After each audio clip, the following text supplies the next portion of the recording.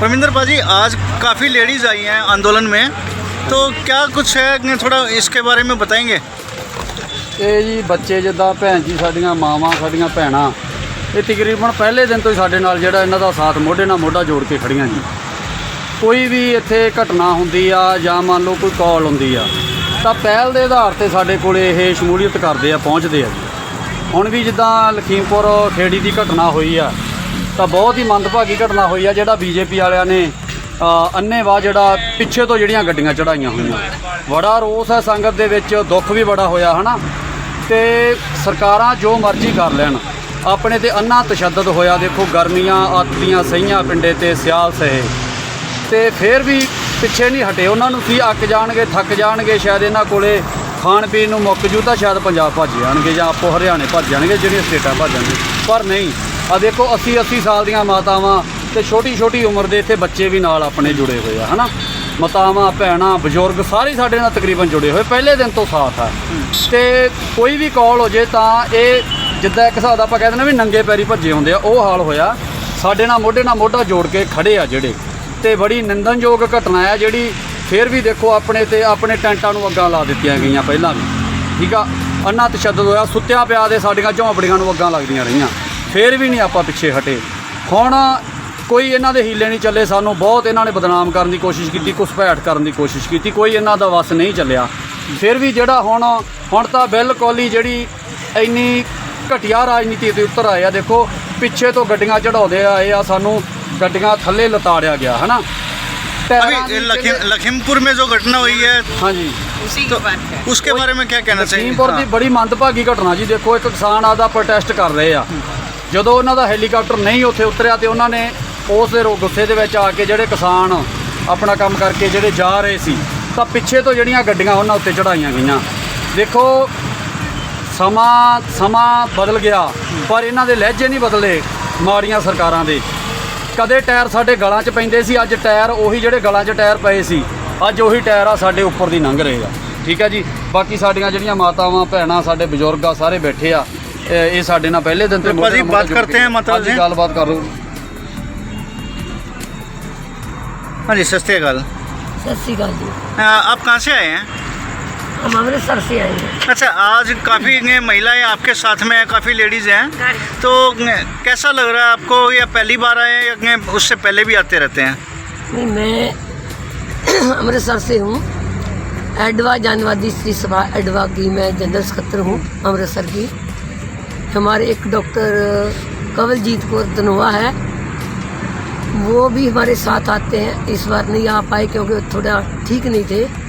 हम कम से कम 10 महीनों में 12-14 बार जहाँ आ चुके हैं बड़े जत्थे लेकर। तो सदा हम जब आते हैं कोई ना कोई हम जहाँ प्रण लेकर जाते हैं। एक बार हम आए थे, सभी बॉर्डरों पर गए थे। जलियांवाले बाग की मिट्टी लेके आए थे हम। गाजीपुर बॉर्डर पर भी गए हम, टिकरी बॉर्डर पर भी गए, सिंघू बॉर्डर पर भी, कि हम हमारे पंजाब का जो जज्बा है, हमारे पंजाब के जो गुरु हुए हैं, 10th गुरु हुए हैं, उन्हों की लामसाल कुर्बानियाँ जो है उसको याद करते हुए बच्चे हमारे 10वें गुरु जी ने इवन अपने बच्चे भी चारों जो थे शहीद कर दिए थे। अपने पापा जो थे उनको चांदनी चौक में जो उस समय जालिम थे उनसे उनकी रक्षा करने के लिए अपना शीश दान किया था। ये जो जज्बा है पंजाब में, गदर लहर चली पंजाब में, गदरी गुलाब कौर जड़ी बीबी है, हम उसका नारा लगाते हैं कि जैसे अमेरिका में जब गदर पार्टी बनी थी तो अंग्रेज़ों का राज था हिंदुस्तान में, अंग्रेज़ों को भगाने के लिए हमारी बहन जो थी वो नारा लगाती थी वहाँ कि देश को चलो देश मांगदा कुर्बानी। ऐसे ही माई भागो जो थी, उसने जब गुरु गोविंद सिंह जी आनंदपुर के किले से निकले थे तो जालिम उनके पीछे पीछे भाग रहे थे। औरंगजेब उस समय के बादशाह जो थे उनके हुक्मों से तशद्दुद हो रहा था। तो उस समय हमारे गुरुजी के जो सिख दो थोड़े से कम सिख जो थे गुरुजी को छोड़कर चले गए थे। हमारी बहनों, ये बहादुर बहनों की जो बड़ी बहनें थी जिसकी हम औलाद हैं। अब आंदोलन के बारे में क्या कहना चाहेंगे? 10 महीने से ज़्यादा हो गया है। हम यही कहना चाहेंगे, जो बीबी जो माई बागो हैं, हम उसके वारस हैं जिन्होंने ये बोला था कि हम मैदाने जंग में जाएंगे और ये जो मुगल जो हैं इनके साथ टक्कर करेंगे, लड़ाई करेंगे और जीत प्राप्त करेंगे। ऐसा ही ये काले कानून जो है, हम इसको काले कानून बोलते हैं। काले कानून आपको पता है, बड़ी अच्छी तरह बच्चा जान गया है। काले कानून वो होते हैं जो लोगों का रोजगार भी छीनते हैं, जो लोगों की ज़मीनें छीनती है। आप गांव का एक बच्चा एक औरत जो है, एक नौजवान जो है, एक बूढ़ा है जो यहाँ शहीदियाँ डालने के लिए इसलिए आता है कि हम अपनी ज़मीनों पर अडानी अबानी जिसका एजेंट बना हुआ है मोदी, हम उनको कब्जा नहीं करने देंगे। हम अपनी ज़मीनों पर अंत तक, चाहे हमें कितनी भी शहीदियाँ देनी पड़े, क्योंकि पंजाब के लोगों ने देश की आज़ादी में भी सबसे ज़्यादा अभी हाल में लखीमपुर में एक घटना हुई थी, तो उस पे आपकी क्या प्रतिक्रिया है? उसमें भी ये प्रतिक्रिया है कि बहुत से साल पहले, क्योंकि जिन्हें मैंने बोला ये नहीं, मैं बात तो हम इंडिया की करते हैं कि सभी किसान पीड़ित हैं, देश के सभी स्टेटों के लोग पीड़ित हैं, क्योंकि सभी की जो मार्केट जो है वो खत्म हो। पंजाब से पहले हरियाणा को छोड़ दो और बाकी सभी की मार्केट पहले ही खत्म हो चुकी थी। उनका जो दान है और ये गोए हुआ है वो बिकता है, तो जो सरकारी मार्केट है इन्होंने पहले ख़त्म की है। अब ये पंजाब और हरियाणा की जो मार्केट है, सरकारी मंडी है, उसको ख़त्म करने के ज़्यादा हम मांग करते हैं कि हमें समर्थन मूल्य की जो है लीगल गारंटी दी जाए। हमारी जो चीज़ें वस्तुएं हैं जो हम बोते हैं उसके हम समर्थन मूल्य मिलना चाहिए।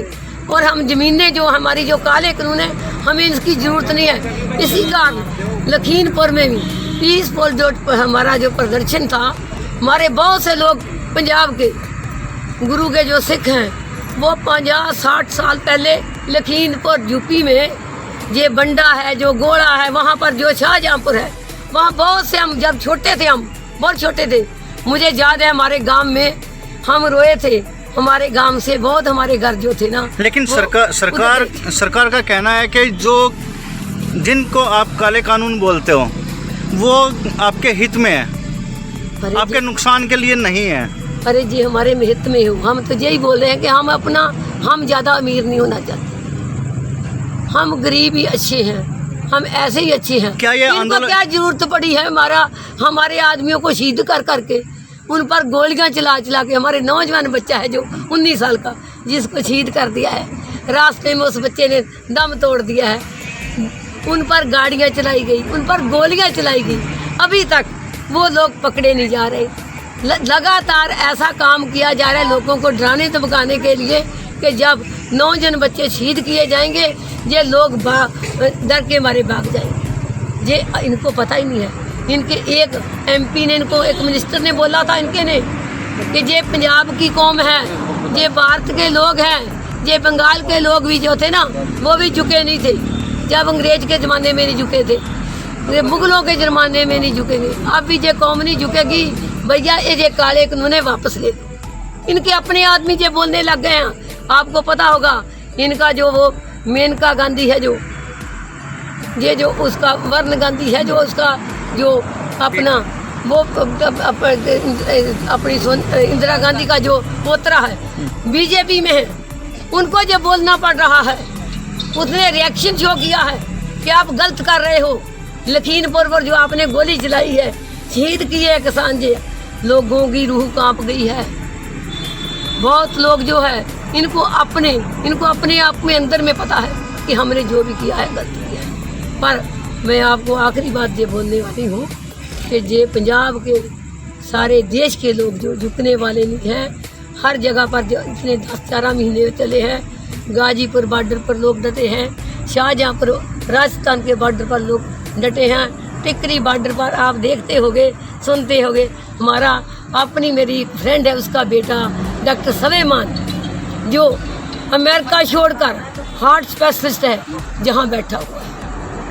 ये देखो, ये ऐसे ऐसे डिग्री वाले लोग जो यहाँ बैठे हैं, ये कौम आप देखो। मैं आपके साथ में देख रहा हूँ एक महिला दिव्यांग है, वो भी आई है, उनके जज्बे को मैं सलाम करता हूँ, मेरे चैनल की तरफ से सलाम है। तो उनसे बात करते हैं। ये प्रिंसिपल रिटायर हुए हैं राजेंद्र को। हाँ जी, क्या नाम है आपका? बैठिए, बैठो बैठो, आप बैठो बैठो।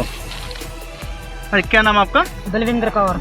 आज आप किसान आंदोलन में आए हैं हाँ जी, और आपके दोनों पैर खराब हैं? हाँ जी, पोलियो दोनों लगे। दोनों में पोलियो है। हाँ जी। तो आपको कैसे आना हुआ है, या तो आप घर में बैठ के भी आराम कर सकते थे? नहीं नहीं जी, साडे वीर भरा कदों ਦੇ 10 ਮਹੀਨੇ ਤੋਂ ਇੱਥੇ ਬਹਿ ਰਹੇ ਆ ਤੇ ਅਸੀਂ ਵੀ ਉਹਨਾਂ ਦੇ ਨਾਲ ਆਪਣੇ ਹੱਕ ਲੜਨ ਵਾਸਤੇ ਆਏ ਆ ਤੇ ਹੱਕ ਲੈਣੇ ਆ ਆਪਣੇ ਮੋਦੀ ਕੋਲ।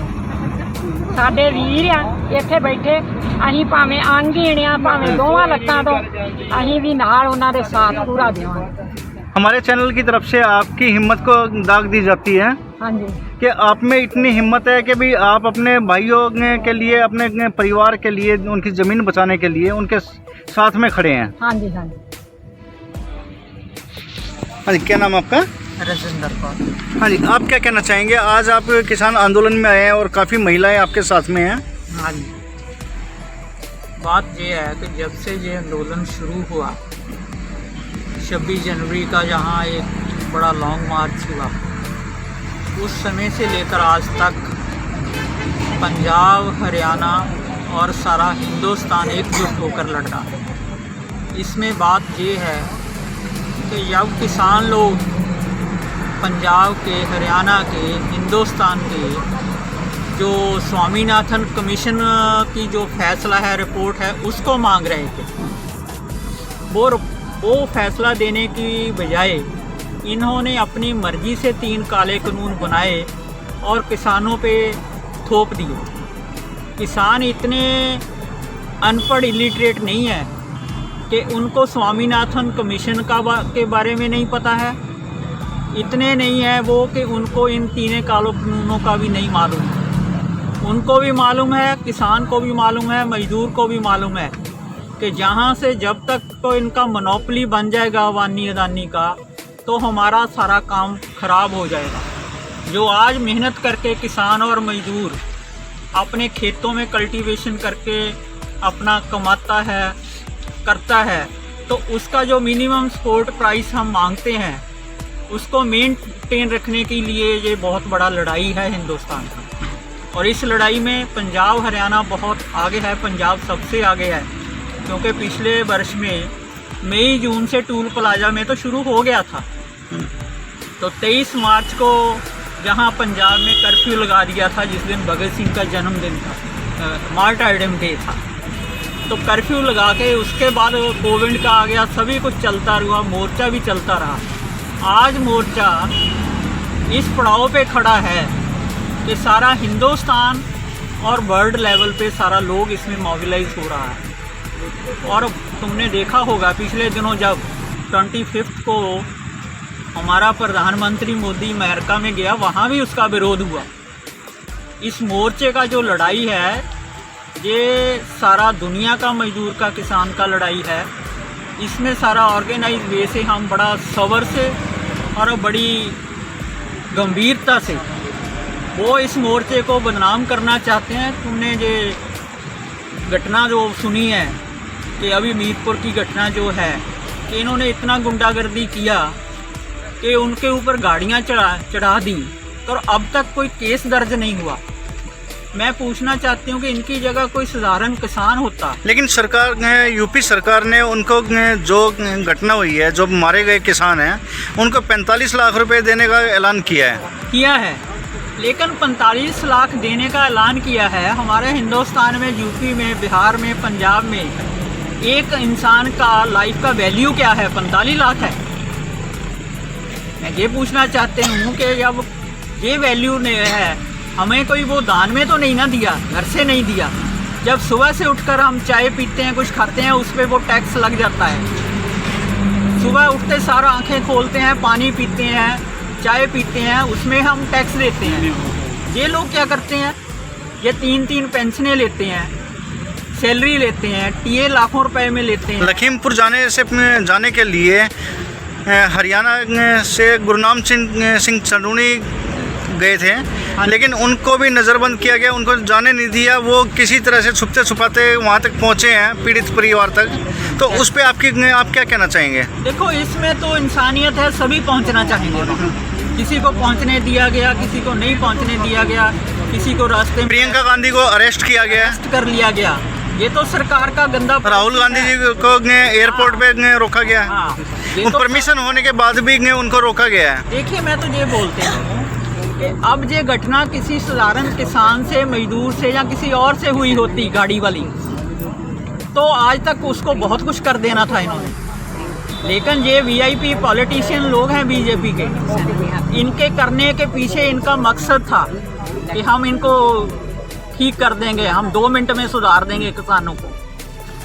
जो किसान सारे देश को अन्न देता है, जो किसान सारे देश को और बाहर दुनिया की मंडी में इनका प्रेस्टीज बढ़ाता है, उस किसान की हिंदुस्तान में जो दुर्दशा है उसका हम विरोध करते हुए इस मोर्चे में डटे हुए हैं। लखीमपुर जाने के लिए बड़े बड़े नेताओं को रोका गया, हाँ जी, लेकिन सिर्फ राकेश टिकैत जी को जाने की परमिशन दी गई और उनको कोई रोक टोक नहीं हुई। तो क्या राकेश टिकैत और यूपी सरकार का कोई तालमेल हो सकता है इसमें? नहीं, कोई तालमेल नहीं हो सकता। वो बहुत ही डेडिकेटेड लीडर है किसानों का। ये टैक्टफुली लोग, बेईमान जो होता है ना सरकार, ये टैक्टफुली भी चलता है कि उसको ये रोका तो हड़दंगा और हो जाएगा। लेकिन इस अपनी जो काली करतूत है, इसको छुपाने के लिए, इसको उनको ना पकड़ने के लिए टैक्टफुली किया और कुछ नहीं इसमें। हमारा तो सभी का, किसानों का, मजदूरों का ये है कि इनको अब तक पकड़ा क्यों नहीं गया? इनको तो फांसी देना चाहिए, जैसे जो अंग्रेज डरता था। जलियांवाला बाग में क्या हुआ था? 13 अप्रैल 1919 को क्या हुआ था कि उसने अन्नेवा गोलियां चला दी। लोग तो अपना एक प्रोग्राम पे आए हुए थे, लेकिन उसको किसने अधिकार दिया था? वही रिपीट ये कर रहे हैं सब कुछ। हमारा मोर्चा आगे से बहुत दृढ़ता से चल रहा है। पहले जब शुरू हुआ था 2-3 स्टेटें थी, अब हौली हौली सारी स्टेट्स मोबिलाइज हो रही हैं। लेकिन अभी मैं सिंघू बॉर्डर पे देख रहा हूँ, जितने पहले किसान थे अब उनकी संख्या दिन पे दिन कम होती जा रही है। ऐसा क्यों है? अभी संख्या कम नहीं, अभी पंजाब में काम है, उसकी वजह से सिस्टमेटिकली हम आ रहे हैं। अब थोड़े दिनों में सर्दी शुरू हो जाएगा, जहाँ रश पड़ जाएगा। हम रजाइयाँ भी लेकर आएंगे, सर्दी वाले बिस्तरे भी लेकर आएंगे। हमने सारा पहले से प्री प्लान तैयारी रखा हुआ है। ऐसा नहीं है कि जहाँ कहीं ऐसा तो नहीं है कि आंदोलन खत्म होता जा रहा है? नहीं, खत्म हो जाए, हमारी मांगे माने तो खत्म हो जाए, कोई प्रॉब्लम नहीं है। नहीं मानेगा तो हम डटे हुए हैं। जब तक हमारा संघर्ष जारी रहेगा, जब तक ये हमारे तीनों काले कानून वापस नहीं लिए जाते। इसमें कहते हैं ऐसे हम आपसे मीटिंग कर लेते हैं, ऐसे हम इसमें कुछ महिला शक्ति कर देते। महिला शक्ति की तरफ से आप भारत सरकार को और मोदी को क्या चेतावनी देना चाहते हैं? हम तो ये चेतावनी देना चाहते हैं कि इन लोगों को इतिहास देख लेना चाहिए। हमारे पंजाब का इतिहास, सिख इतिहास देख लेना चाहिए। उसमें जो है औरतें, उनकी कितना कुर्बानी है। हमारे हिंदुस्तान का इतिहास देख लेना चाहिए। अंग्रेज़ों पे निकालने में कितना कुर्बानी है औरतों का। औरतों की 50% आबादी है आज भी, पहले भी। सारी दुनिया में ले लो, सोसाइटी में 50% औरतें हैं, 50% आदमी हैं। लेकिन वो 50% जब अपना डिटर्मिनेशन से काम करती हैं ना, तो उसको एंड में कंक्लूड करके उसका रिजल्ट निकालती हैं, चाहे उनको कितना भी कुर्बानी क्यों ना देना पड़े। आज भी हम इस बात पे खड़े हैं। तुम कहते हो ना कि जहाँ कम है, अब थोड़े दिनों में सर्दी में बढ़ जाएगा रश यहाँ पे, क्योंकि हम सिस्टमेटिकल चलते हैं कि उधर हमारे खेतों में काम है तो उधर का भी देखना है, इधर का भी देखना है। तो थोड़े दिनों में वो काम खत्म हो जाएगा, इधर रश बढ़ जाएगा। आपको बाघा, ये सिंघू बॉर्डर पे बहुत रश दिखाई देगा। लेकिन यहाँ के कुछ लोगों का मानना है कि जिन जो घर से फालतू हैं वो सिर्फ वही लोग यहाँ हैं। वो तो कौन लोग नेगेटिविटी का प्रचार करता है? जो हमारे काले कानून वापस नहीं लेना चाहता, उसके पास मीडिया है, उसके पास करोड़ों रुपए का चैनल है। अब हमारे पास हो, तुम आए हो और हो, सोशल मीडिया है। लेकिन इसको compete करने के लिए भी तुम सोचो कितना कुछ है। इसके वजह से ये सारी तरह आंदोलन की, इस आंदोलन की फंडिंग कहाँ से हो रही है? फंडिंग हम गांव-गांव से करते हैं। हम राशन भी लाते हैं। हम पहले हमें एक्सपीरियंस है कि एक दिन में आकर बस लेकर बहुत खर्चा होता था। गाड़ी लेकर और तो भी बहुत खर्चा होता। अब हम ऐसा डेवलप कर लिया, इस्टेब्लिश हो गए ये सारे, कि 4 दिन के 5 दिन का पूरा जत्था बनाकर आते हैं कि तो खर्चा भी कम हो, लेकिन हमारा मोर्चा भी जो गर्म रहे। ट्रेन पर आते हैं। हाँ, रूटीन में 4-5 दिन का बनाकर आते हैं, उसी दिन वापस नहीं हम जाते। अरे एक और बात सुनो,